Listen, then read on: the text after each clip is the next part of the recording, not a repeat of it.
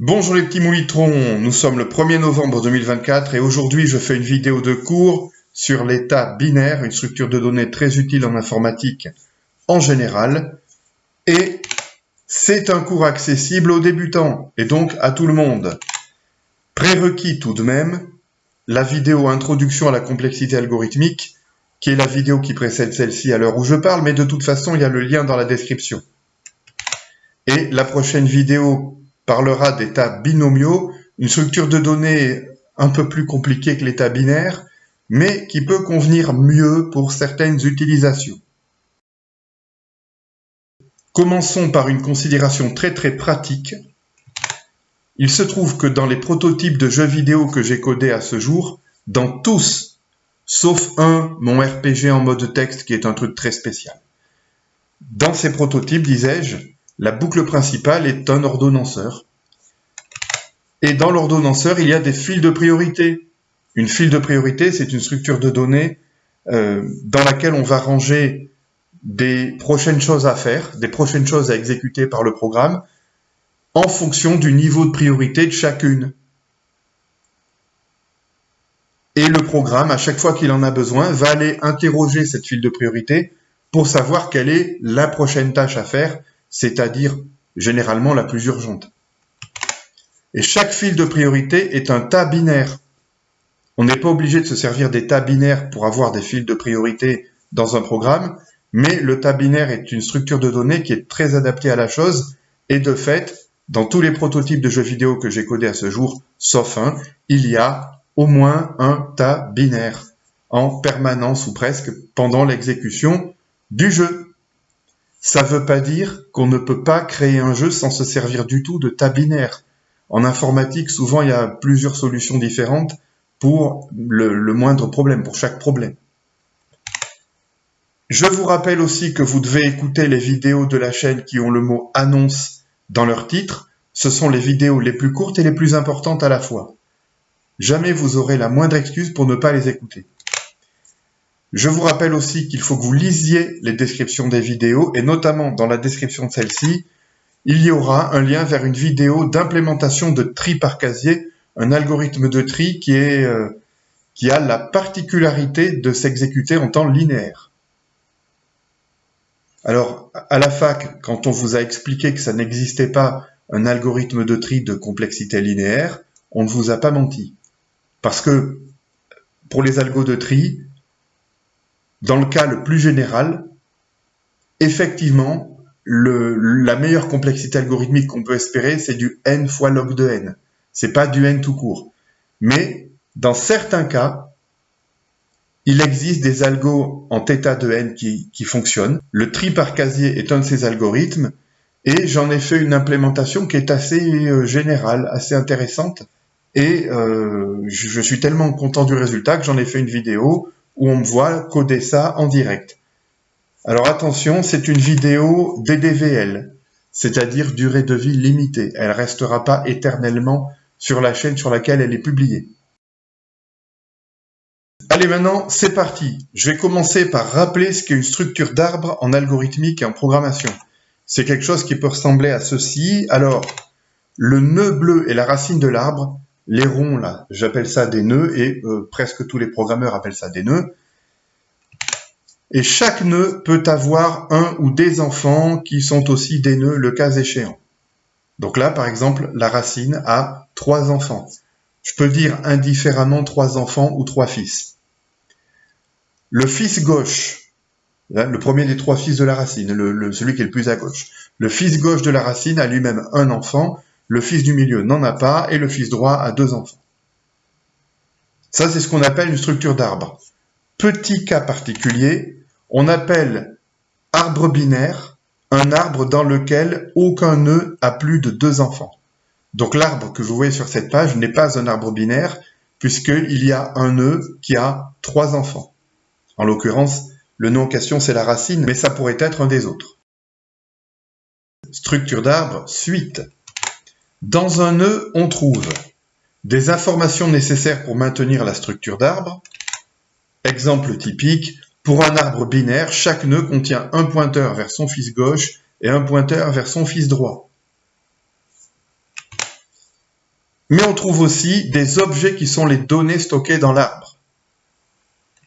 Je donne un exemple qui ne sera pas parlant pour les débutants, mais ça ne veut pas dire que les débutants ne comprendront pas la suite de la vidéo. Dans l'algo de compression LZW, chaque objet stocké dans un arbre est constitué d'un caractère et d'un code LZW. Bon, quand vous faites une implémentation des algos de compression et de décompression LZW, vous pouvez très bien créer le dictionnaire, la structure de dictionnaire nécessaire à ce genre d'algo sous forme de hashtable. Vous n'êtes pas obligé de faire un arbre, mais d'après mes tests à moi, les implémentations les plus rapides, on les obtient plutôt avec un type d'arbre très particulier dans lequel il y a effectivement dans chaque nœud un caractère et un code LZW. Tous les arbres n'ont pas nécessairement une structure de tas. Donc maintenant, on va expliquer ce qu'est une structure de tas dans le cas général d'abord. Et juste après, on pourra commencer à parler vraiment des tas binaires. Bonjour, je suis le monteur et je m'immisce. Dans ce qui suit, je vais parler à plusieurs reprises d'un sommet. Sommet ou nœud, c'est la même chose. Voici un exemple de tas. Restez là, ne partez pas, ne mettez même pas en pause, vous allez voir, c'est simple. Petite précision quand même, la racine n'est plus en bleu. Je l'avais mis en bleu sur la page précédente uniquement pour la mettre en évidence. Et il n'y a plus les flèches. D'ailleurs, dans un arbre, en général, on ne met pas de flèches. Pourquoi? Parce qu'à partir d'un nœud donné, on peut aussi bien accéder à un de ses fils que, au contraire, remonter à son père. Donc, on pourrait mettre des flèches dans les deux sens, mais dans ce cas, on ne met pas de flèches du tout. C'est plus simple. Et je précise que les nombres entiers que vous voyez stockés dans les nœuds sont des clés. Mais pas nécessairement. Je m'explique. Quand vous voyez cet arbre-là, vous pouvez avoir l'impression que le seul contenu des nœuds, en dehors des informations qui permettent de maintenir la structure d'arbre en mémoire, ce sont des simples entiers. Et en pratique, vous pouvez très bien avoir des arbres qui ne contiennent effectivement que des entiers. Mais, en règle générale, les objets qui sont stockés dans les nœuds sont des choses un peu plus complexes qu'un simple entier. Mais dans bien des cas, ces objets plus compliqués que des simples entiers sont caractérisés par un entier qu'on peut appeler une clé. Et dans mon schéma, ce sont les valeurs des clés que j'ai écrites. Sinon, il serait inutilement chargé. Et j'ajoute une précision dans la précision. Il suffit qu'un ordre soit défini sur les objets. C'est-à-dire que même si les objets stockés dans votre arbre n'ont pas à proprement parler un truc qui s'appelle une clé et qui est un nombre entier, ce qu'on appelle un tas, ça peut exister quand même. Il suffit pour cela que vous puissiez ordonner vos objets. C'est-à-dire que quand on prend deux objets qu'on va mettre dans l'arbre, eh bien, on peut dire qu'un des deux est plus petit que l'autre, ou plus grand que l'autre, ou au contraire, qui sont équivalents ou égaux. Bref, si cette double parenthèse vous perturbe, vous pouvez faire comme si les objets stockés dans le tas n'étaient que des entiers, et rien d'autre. Vous comprendrez quand même la suite. Alors, on dit qu'un arbre a une structure de tas si et seulement si tout sommet a une valeur inférieure à celle de ses éventuels fils ou enfants. Et en l'occurrence, valeur inférieure, ça peut vouloir dire valeur inférieure de la clé, ou ça peut vouloir dire est plus petit que tous ses éventuels fils ou enfants dans le cas d'un ordre sur les objets. Si vous regardez cet arbre-ci, c'est un arbre, mais c'est aussi carrément un tas, parce que effectivement, pour n'importe quel sommet, dans n'importe quel sommet, vous avez un entier qui est plus petit que ceux des sommets qui sont fils. La racine contient l'entier 3, eh bien, les trois fils de la racine n'ont que des entiers qui sont supérieurs ou égaux à 3. Alors, vous remarquez par exemple que le sommet dans lequel il y a 8, eh bien, il contient une valeur plus petite que le sommet dans lequel il y a 10. Et pourtant, il est plus profond dans l'arbre. On pourrait penser qu'elle a une contradiction, mais non, ça ne contredit pas la définition qu'on vient de donner. Il n'y a pas besoin que le 8 soit plus grand que 10 pour être là où il est. Il suffit qu'il soit plus grand que 7.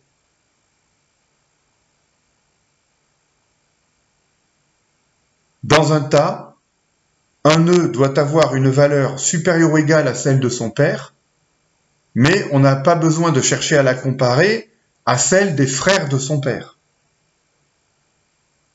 On en vient maintenant au type de tas qu'on appelle l'état binaire. Plutôt que de tenter de définir l'objet de façon un petit peu formelle avec des propriétés et tout, comme j'ai fait jusque-là, on va carrément en construire un ensemble.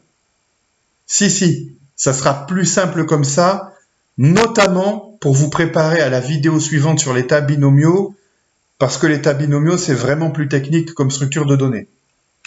On va insérer les éléments suivants dans un tas binaire initialement vide.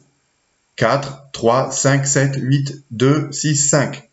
On va insérer ces éléments-là dans cet ordre. Oui, parce que si on les insère pas dans le même ordre, les mêmes éléments mais pas dans le même ordre, le tas qu'on obtiendra à la fin ne sera pas exactement le même. Première étape, je mets le 4 dans la racine. Il n'y a qu'un nœud pour l'instant, donc c'est la racine de l'arbre. Notez bien qu'il y aurait une étape numéro 0, c'est le tas encore complètement vide, mais je ne peux pas représenter un tas vide sur ma page. Bon, ensuite, étape 2, on va insérer le 3. Mais je suis obligé de mettre le 3 dans la racine et de déplacer le 4, soit dans le fils gauche, soit dans le fils droit de cette racine. Alors, on va le mettre dans le fils gauche, surtout pas dans le fils droit, vous allez comprendre pourquoi tout à l'heure. Étape numéro 3, maintenant on va insérer le 5, ok, ça peut se faire comme ça, il n'y a pas de problème. Étape numéro 4, on va insérer le 7. Jusque-là, il n'y a toujours pas de problème. Étape numéro 5, on va insérer le 8. Il n'y a toujours pas de problème. Et alors, vous constatez une chose, c'est que mon tas, je le construis ligne par ligne, et je finis de remplir une ligne avant d'entamer la suivante. Dans la ligne de la racine, il n'y a forcément qu'un nœud. Dans la deuxième ligne, il y en a 2. Et dans la troisième ligne, on pourra en mettre jusqu'à 4. Eh bien, ces 4, je les remplis de gauche à droite. On fait ça systématiquement et vous allez comprendre l'intérêt de faire comme ça. Maintenant, étape 6, je vais insérer le 2 dans mon tas. Et là, il va y avoir comme un souci parce que je vais d'abord le mettre comme fils gauche du 5, histoire d'avoir un tas qu'on remplit toujours de la façon que je viens de vous expliquer, ligne par ligne, et on ne termine une ligne que quand elle est pleine. Mais pour le moment, le 2 est mal placé puisqu'il est en dessous du 5. Alors c'est pas grave, qu'est-ce qu'on fait? On va commencer par échanger le 2 avec le 5. Mais là, ça va toujours pas parce que 2 est plus petit que 3, donc eh bien, on échange ensuite le 2 avec le 3, et là, l'étape 6 est terminée. Vous avez compris le principe.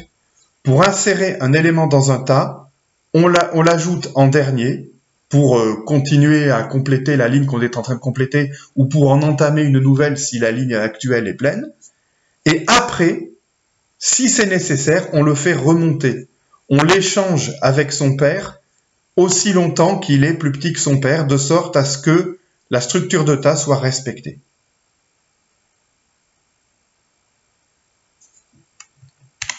Suite sur la page d'après. Pour l'étape suivante, c'est le 6 maintenant que nous devons insérer dans notre tas. Donc, on l'ajoute pour compléter la troisième ligne et jusque-là, tout va bien. Ensuite, il ne nous reste plus qu'un élément à insérer. C'est un 5, alors c'est un deuxième 5, mais c'est pas interdit. Voilà, donc je commence par entamer une nouvelle ligne parce que j'ai pas le choix, mais là encore, il va falloir faire un certain nombre d'échanges. En fait, un seul suffit. Voilà, quand le 5 est en dessous du 4, il est bien placé, on est sauvé. Bon, maintenant, ce qui m'intéresse, c'est de savoir comment supprimer le plus petit élément du tas. Je vous fais remarquer que le plus petit élément qu'il y a dans le tas est forcément dans la racine, vu la façon dont on construit les tas. Mais il est particulièrement intéressant de voir comment faire pour supprimer la racine d'un tas. Parce qu'on pourrait aussi se demander comment faire pour supprimer n'importe quel élément.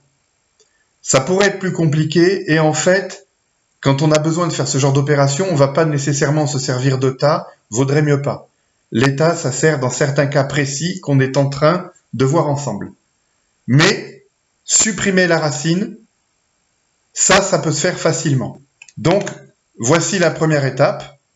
Je prends l'élément qui était tout seul en bas à gauche, le 7, et je le mets dans la racine à la place du 2. On a supprimé l'objet de clé 2 du tas. Bon, le problème, c'est que maintenant qu'il y a 7 en haut, on a un arbre qui n'est plus un tas, donc il va falloir le retransformer en tas, mais là encore, vous allez voir que ça se fait avec un petit nombre d'opérations. Alors, précision, quand je dis je mets le 7 à la place du 2, parce que le 7, c'est le dernier élément du tas, ça ne veut pas dire que c'est forcément celui qui a la clé de plus grande valeur, non. C'est le dernier dans l'ordre de remplissage ligne par ligne. Je pense que vous avez bien compris ça, mais j'insiste là-dessus. Bref, qu'est-ce que je fais? Eh bien, j'échange le 7 avec le 3. Pourquoi le 3? Parce que le 3, c'était le plus petit des deux fils du 7.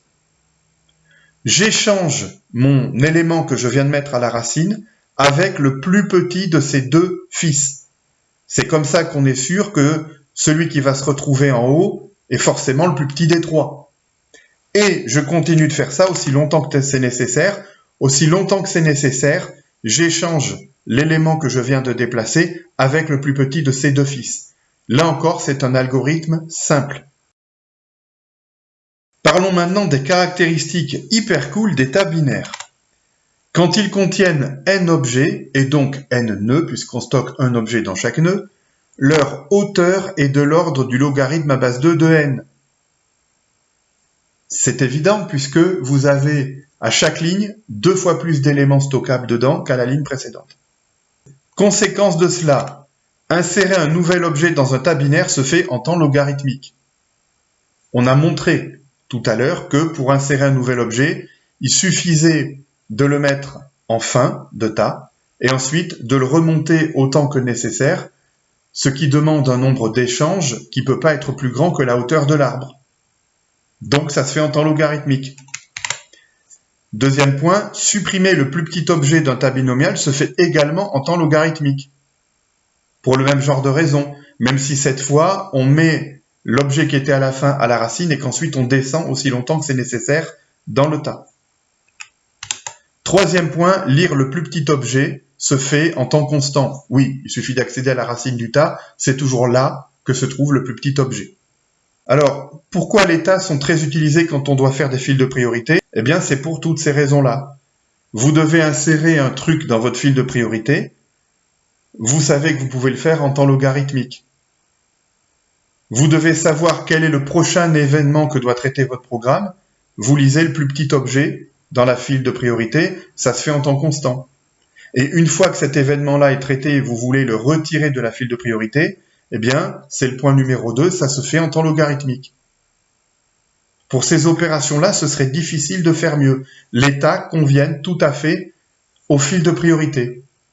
Ils peuvent aussi servir à d'autres choses amusantes, mais, encore une fois, pour d'autres types d'opérations à faire, on se servira d'autres structures de données. Je le répète, par exemple, un tas, c'est pas fait pour pouvoir supprimer n'importe quel objet.